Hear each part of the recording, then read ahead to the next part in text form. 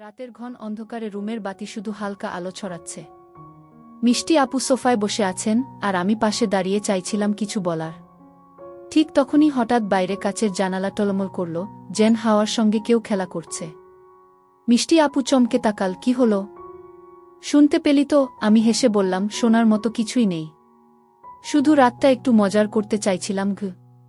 কিন্তু আমার হৃদয় তখনও দ্রুত ধাক্কা খাচ্ছিল। জানালার পাশে হঠাৎ হালকা শব্দ, কেউ বা কিছু চলে গেছে, একমাত্র আলোয় দেখা যায়নি। মিষ্টি আপু কণ্ঠে মিশ্র ভয় আর উত্তেজনা। আমি ধীরে ধীরে সোফার পাশে বসলাম, আর ছোট্ট খেলা শুরু করলাম। হঠাৎ হাওয়া নড়ে, ছোট শব্দ করে, আর আমরা দুজনই হেসে শিহরিত হয়ে উঠলাম। এই কি অন্যায়? মিষ্টি আপু হাসি লুকিয়ে জিজ্ঞেস করল। মাঝরাতে ফোনটা বেজে উঠল। স্ক্রিনে দেখি মিষ্টি আপুর নাম। রিসিভ করতেই তার রাগী স্বরে বলল, এ পিচ্চির বাচ্চা, কি তুই? সারাদিন ফোন বন্ধ কেন? আমি হালকা হাসি দিয়ে বললাম, আমি পিচ্চি না, কলেজে পড়ি। ফোনের চার্জ শেষ হয়ে গিয়েছিল। আজ আমাকে দেখতে আসবি তো? তোকে কতবার বলেছি? সে বলল। আমি মাঝরাস্তায় মূর্তির মতো দাঁড়িয়ে রইলাম। তার রাগ আর আবেগ একসাথে আমাকে কাঁপিয়ে দিচ্ছিল। আজ সে যে একান্তে মজা করতে চায় তা বুঝতে পারছি। রাত একটা। মিষ্টি আপুর পরিবারের সবাই ঘুমিয়ে পড়েছে। আমি তাদের বড় গেটের সামনে দাঁড়িয়ে একটু দারোয়ানের সঙ্গে হাসিমাখা কথাবার্তা বললাম। তারপর ভেতরে ঢুকলাম। দরজার কাছে পৌঁছে কলিং বেল চাপাই। দরজা খুলে মিষ্টি আপু দেখি ঘুমঝাপসা চোখে দাঁড়িয়ে আছে। তার হাসি চোখে ভেসে আসে, ঠিক রাজকুমারীর মতো। ঘুম পাচ্ছে, এখন কি করবি? সে বলল।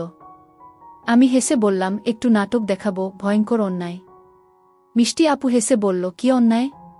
আমি ধীরে ধীরে তার কাছে গিয়ে বললাম, তোমার সঙ্গে কিছু চমক দেখাতে চাই। মিষ্টি আপুর চোখে আগের রাগ মিশে আছে, আর হাসিও লুকিয়ে নেই। আমরা দুজনেই হেসে উঠলাম। সোফায় বসে কিছু সময় গল্প করলাম, পুরনো স্মৃতি স্মরণ করলাম। রাতের বেলা ঘরের বাতি অল্প আলো ছড়াচ্ছে। মিষ্টি আপু সোফায় বসে হাসছে, আর আমি তার সামনে দাঁড়িয়ে কিছু বলতে চাইছিলাম। হঠাৎ বাইরে হালকা শব্দ হলো, দরজার কাচের দরজার পাশে যেন কেউ হঠাৎ ছুঁড়ে দিয়ে গেছে। আমরা দুজনই একসঙ্গে চমকে উঠলাম। কি হলো? মিষ্টি আপু কণ্ঠে এক মিশ্র ভয় ও উত্তেজনা। শুনতে পেলি তো? আমি হেসে বললাম, কিন্তু ভেতরে আমার হৃদয় কপালে উঠে এসেছে।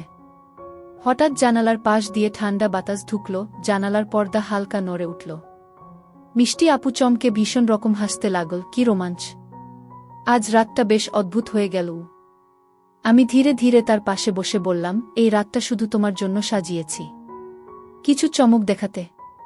মিষ্টি আপুর চোখে আগের রাগ আর হাসি দুটোই একসাথে।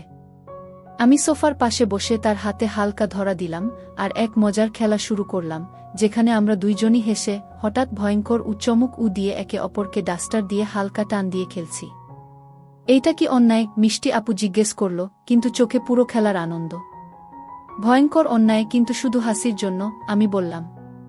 রুমের ছোট ছোট মুহূর্তগুলো, হঠাৎ আলো নড়া, হালকা শব্দ, আর মিষ্টি আপুর প্রতিক্রিয়া, সব মিলিয়ে রাতের রোমাঞ্চ আরও বাড়াল। একসঙ্গে হেসে খেলতে খেলতে আমরা বুঝতে পারলাম, ভয়ঙ্কর অন্যায় মানে আসলে রোমাঞ্চ, হালকা ভয়, আর আনন্দের মিশ্রণ। রাতের সেই সময়টি, ঘরের অন্ধকার, হঠাৎ শিহরণ এবং হাসি, সব মিলিয়ে এক অনন্য রোমাঞ্চের মুহূর্ত হয়ে দাঁড়াল। রাতের ঘন অন্ধকারে রুমের বাতি শুধু হালকা আলো ছড়াচ্ছে। মিষ্টি আপু সোফায় বসে আছেন, আর আমি পাশে দাঁড়িয়ে চাইছিলাম কিছু বলার। ঠিক তখনই হঠাৎ বাইরে কাচের জানালা টলমল করল, যেন হাওয়ার সঙ্গে কেউ খেলা করছে। মিষ্টি আপু চমকে তাকাল, কি হলো? শুনতে পেলি তো? আমি হেসে বললাম, শোনার মতো কিছুই নেই, শুধু রাতটা একটু মজার করতে চাইছিলাম। কিন্তু আমার হৃদয় তখনও দ্রুত ধাক্কা খাচ্ছিল। জানালার পাশে হঠাৎ হালকা শব্দ, কেউ বা কিছু চলে গেছে, একমাত্র আলোয় দেখা যায়নি। মিষ্টি আপু কণ্ঠে মিশ্র ভয় আর উত্তেজনা। আমি ধীরে ধীরে সোফার পাশে বসলাম, আর ছোট্ট খেলা শুরু করলাম। হঠাৎ হাওয়া নড়ে, ছোট শব্দ করে, আর আমরা দুজনই হেসে শিহরিত হয়ে উঠলাম। এই কি অন্যায়? মিষ্টি আপু হাসি লুকিয়ে জিজ্ঞেস করল। হঠাৎ বাইরে দরজার নিচে লেগে ধাতব শব্দ। আমরা দুজনই চমকে উঠলাম। মিষ্টি আপু চোখ বড় করে আমার দিকে তাকালো, আর আমি জানলাম, রাতের এই মুহূর্ত আমাদের জন্য এক এক্সক্লুসিভ অ্যাডভেঞ্চার হয়ে দাঁড়িয়েছে। আমি ধীরে ধীরে রুমের মধ্যে ঘুরে ঘরে আলো ফ্লিক করাতে লাগলাম, যেন হালকা ছায়াছল সৃষ্টি হয়। মিষ্টি আপুর প্রতিক্রিয়া দেখা দারুণ, হাসি, ভয় এবং উত্তেজনা একসাথে। হঠাৎ সে আমার দিকে তাকাল, আজ রাতটা বেশ অদ্ভুত হয়ে গেল। হ্যাঁ, আমি হেসে বললাম, কিন্তু এই অদ্ভুততা আমাদের জন্য এক ধরনের মজার স্মৃতি গু। রাত এগোতে থাকল, আমরা দুজনই হালকা রোমাঞ্চের মধ্যে, হঠাৎ হাওয়ার শব্দ, বাতাসে নড়াচড়া, আর আমাদের খেলার ছোট্ট প্রতিক্রিয়া। প্রতিটি মুহূর্ত যেন এক ধরনের শিহরণ আর উত্তেজনার মিশ্রণ। শেষে আমরা সোফায় বসে একসাথে হাসতে হাসতে দেখলাম, রাতের সব ভয়, সব অদ্ভুত শব্দ আর ছোট ছোট চমক, সবই আমাদের বন্ধুত্ব ও রোমাঞ্চের সম্পর্ক আরও গভীর করেছে। রাত 1টার দিকে মিষ্টি আপুর হাসি এখনো মুখে, আর আমার হৃদয় শান্ত। আজকের ভয়ঙ্কর অন্যায় মানে বাস্তব কোনো অন্যায় নয়, শুধু রোমাঞ্চ, খেলা, ভয় আর আনন্দের মিশ্রণ। রাতের অন্ধকার রুমে আমরা দুজনই সোফায় বসে আছি। বাতির হালকা আলোয় ঘরের কোণগুলো ঝাপসা, আর জানালা দিয়ে হালকা বাতাস ঢুকছে।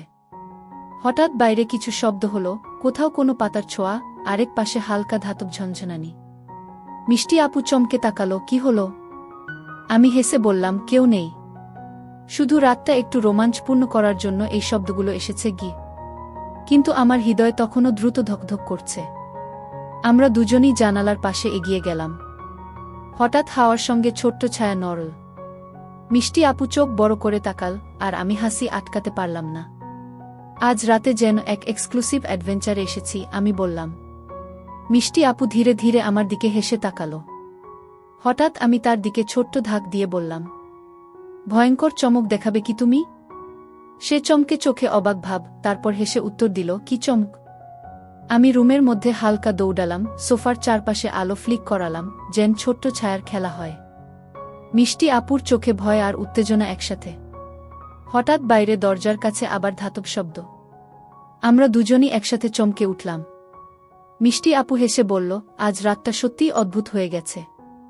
আমি ধীরে ধীরে বললাম, হ্যাঁ, কিন্তু এই অদ্ভুততা আমাদের জন্য এক মজার স্মৃতি হবে। রাত এগোতে থাকল, আমরা দুজনই হালকা রোমাঞ্চের মধ্যে, হঠাৎ হাওয়ার শব্দ, বাতাসে নড়াচড়া, আর আমাদের খেলার ছোট্ট প্রতিক্রিয়া। প্রতিটি মুহূর্ত যেন এক ধরনের শিহরণ আর উত্তেজনার মিশ্রণ। শেষে আমরা সোফায় বসে একসাথে হাসতে হাসতে দেখলাম, রাতের সব ভয়, সব অদ্ভুত শব্দ আর ছোট ছোট চমক, সবই আমাদের বন্ধুত্ব ও রোমাঞ্চের সম্পর্ক আরও গভীর করেছে। রাত 1টার দিকে মিষ্টি আপুর হাসি এখনো মুখে, আর আমার হৃদয় শান্ত। আজকের ভয়ঙ্কর অন্যায় মানে বাস্তব কোনো অন্যায় নয়, শুধু রোমাঞ্চ, খেলা, ভয় আর আনন্দের মিশ্রণ। রাতের অন্ধকার রুমে আমরা দুজনই সোফায় বসে আছি। বাতির হালকা আলোয় ঘরের কোণগুলো ঝাপসা, আর জানালা দিয়ে হালকা বাতাস ঢুকছে। হঠাৎ বাইরে কিছু শব্দ হলো, কোথাও কোনো পাতার ছোঁয়া, আরেক পাশে হালকা ধাতব ঝনঝনানি। মিষ্টি আপু চমকে তাকালো, কি হলো? আমি হেসে বললাম, কেউ নেই। শুধু রাতটা একটু রোমাঞ্চপূর্ণ করার জন্য এই শব্দগুলো এসেছে গি। কিন্তু আমার হৃদয় তখনও দ্রুত ধকধক করছে। আমরা দুজনই জানালার পাশে এগিয়ে গেলাম। হঠাৎ হাওয়ার সঙ্গে ছোট্ট ছায়া নড়ল। মিষ্টি আপু চোখ বড় করে তাকাল, আর আমি হাসি আটকাতে পারলাম না। আজ রাতে যেন এক এক্সক্লুসিভ অ্যাডভেঞ্চারে এসেছি, আমি বললাম। মিষ্টি আপু ধীরে ধীরে আমার দিকে হেসে তাকালো। হঠাৎ আমি তার দিকে ছোট্ট ধাক দিয়ে বললাম, ভয়ঙ্কর চমক দেখাবে কি তুমি? সে চমকে চোখে অবাক ভাব, তারপর হেসে উত্তর দিল, কি চমক? আমি রুমের মধ্যে হালকা দৌড়ালাম, সোফার চারপাশে আলো ফ্লিক করালাম, যেন ছোট্ট ছায়ার খেলা হয়। মিষ্টি আপুর চোখে ভয় আর উত্তেজনা একসাথে। হঠাৎ বাইরে দরজার কাছে আবার ধাতব শব্দ। আমরা দুজনই একসাথে চমকে উঠলাম। মিষ্টি আপু হেসে বলল, আজ রাতটা সত্যিই অদ্ভুত হয়ে গেছে। আমি ধীরে ধীরে বললাম, হ্যাঁ, কিন্তু এই অদ্ভুততা আমাদের জন্য এক মজার স্মৃতি হবে গু। রাতটা এগোতে লাগলো, আমরা দুজনই খেলাধুলা ও হালকা ভয়ের মিশ্রণে হেসে খেলছি। প্রতিটি হাওয়ার শব্দ, ছায়ার নড়াচড়া আর আমাদের খেলার প্রতিক্রিয়া, সবই রোমাঞ্চকর মুহূর্ত তৈরি করছে। শেষে আমরা সোফায় বসে একসাথে হেসে শুনলাম রাতের সব শব্দ। আজকের রাতের ভয়ঙ্কর অন্যায় কি মানে বাস্তবে কোনো অন্যায় নয়, শুধু রোমাঞ্চ, আনন্দ এবং বন্ধুত্বের মিশ্রণ।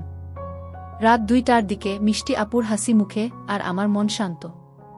এই রাতটা আমাদের জন্য এক অনন্য স্মৃতি হয়ে থেকে গেল, যেটা ভবিষ্যতেও মনে পড়বে, রোমাঞ্চ, হাসি এবং এক ছোট্ট রহস্যের জন্য। রাতের অন্ধকার রুমে বাতি হালকা আলো ছড়াচ্ছে। আমরা সোফায় বসে আছি। হঠাৎ বাইরে দরজার নিচে হালকা ঝনঝনানি শোনা গেল। আমি এবং মিষ্টি আপু একসাথে চমকে উঠলাম। কি হলো? মিষ্টি আপু প্রশ্ন করল, চোখে একটু ভয়।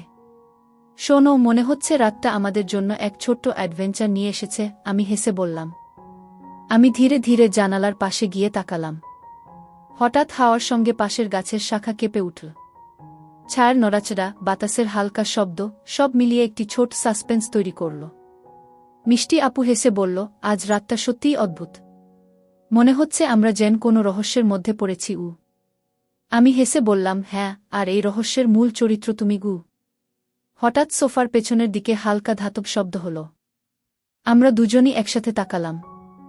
মিষ্টি আপু একটু চমকে বলল, ওহ, এখন কি করব? ভয় নেই, আমি আছি, আমি বললাম। তারপর রুমের মধ্যে ছোট ছোট হালকা খেলা শুরু করলাম, ছায়া নড়াচড়া, হালকা ধাক্কা এবং হেসে ওঠা। প্রতিটি মুহূর্তে রোমাঞ্চ ও শিহরণ আছে। হঠাৎ জানালার কাছে ছায়ার অদ্ভুত নড়াচড়া, দরজার কাছে হালকা শব্দ, সবই আমাদের মনে উত্তেজনা এবং আনন্দের মিশ্রণ তৈরি করছে। রাত এগোতে লাগল।